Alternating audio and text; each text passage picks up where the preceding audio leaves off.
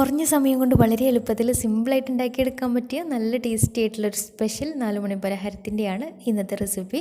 ഉണ്ടാക്കിയെടുക്കാൻ നല്ല എളുപ്പമാണ്, അതുപോലെ തന്നെ നല്ല ടേസ്റ്റുമാണ് കഴിക്കാനായിട്ട്. അപ്പോൾ എങ്ങനെയാണ് ഈ ഒരു സ്നാക്ക് തയ്യാറാക്കുന്നത് നോക്കാം. അതിന് മുന്നേയായിട്ട് ചാനൽ സബ്സ്ക്രൈബ് ചെയ്യാത്തവരുണ്ടെങ്കിൽ സബ്സ്ക്രൈബ് ചെയ്യാൻ മറക്കരുത്.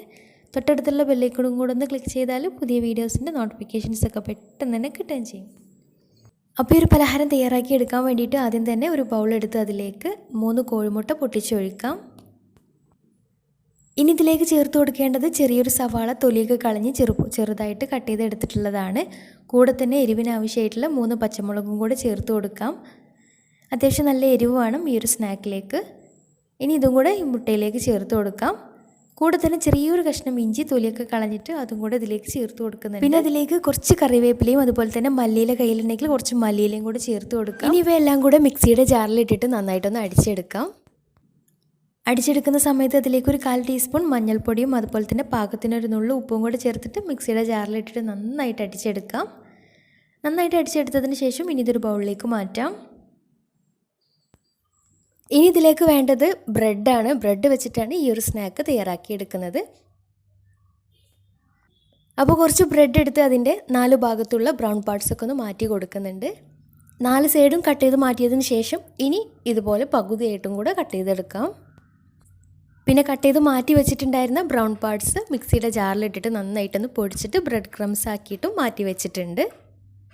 ഇനി ഇപ്പോൾ എല്ലാം സെറ്റായിട്ടുണ്ട്. ഇനി സ്നാക്ക് ഉണ്ടാക്കി തുടങ്ങാം. അപ്പോൾ അതിന് വേണ്ടിയിട്ട് ഒരു പാൻ സ്റ്റൗവിൽ വെച്ചിട്ട് അതിലേക്ക് 1.5 ടേബിൾ സ്പൂൺ നെയ്യ് ഒഴിച്ചു കൊടുക്കാം.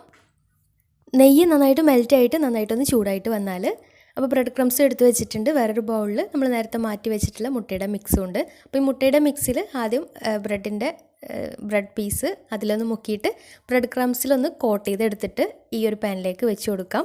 ഇതേ രീതിയിൽ ബാക്കിയുള്ളതും ആദ്യം മുട്ടയുടെ ബാറ്ററിലൊന്ന് മുക്കിയിട്ട് ബ്രെഡ് ക്രംസിലൊന്ന് കോട്ട് ചെയ്തിട്ട് പാനിലേക്ക് വെച്ച് കൊടുക്കാം.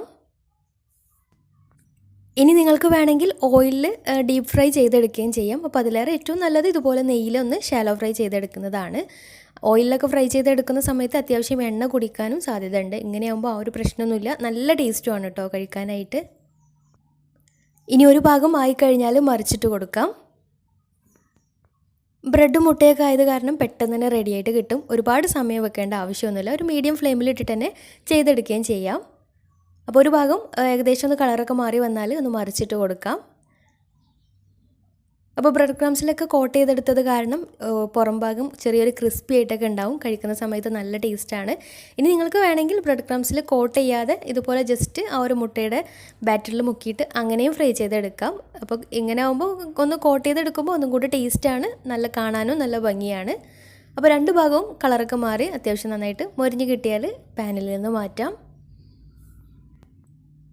ഇതേ രീതിയിൽ ബാക്കിയുള്ളതും ചെയ്തെടുക്കാം. പുറം ഭാഗം നല്ല ക്രിസ്പി ആയിട്ടും ഉൾഭാഗം നല്ല സോഫ്റ്റ് ആയിട്ട് നല്ല ടേസ്റ്റാണ് ഇത് കഴിക്കാനായിട്ട്. അപ്പോൾ എരിവൊക്കെ അത്യാവശ്യം ഉണ്ടെങ്കിൽ നല്ല ടേസ്റ്റും ആയിരിക്കും. അപ്പോൾ തീർച്ചയായിട്ടും ട്രൈ ചെയ്ത് നോക്കുക. ട്രൈ ചെയ്തിട്ട് നിങ്ങളുടെ ഫീഡ്ബാക്ക്സ് താഴെ കമൻറ്റ് ബോക്സിൽ അറിയിക്കാൻ മറക്കരുത്. അപ്പോൾ ഇന്നത്തെ വീഡിയോ ഇഷ്ടമായെന്ന് വിചാരിക്കുന്നു. ഇഷ്ടമായെങ്കിൽ ലൈക്ക് ചെയ്യുക. ഫ്രണ്ട്സ് റിലേറ്റീവ്സിനൊക്കെ ഒന്ന് ഷെയർ ചെയ്ത് കൊടുക്കാനും മറക്കരുത്. അപ്പോൾ നല്ല അടിപൊളി വീഡിയോയുമായി വീണ്ടും വരാം. അതുവരെ take care. Bye. Thank U.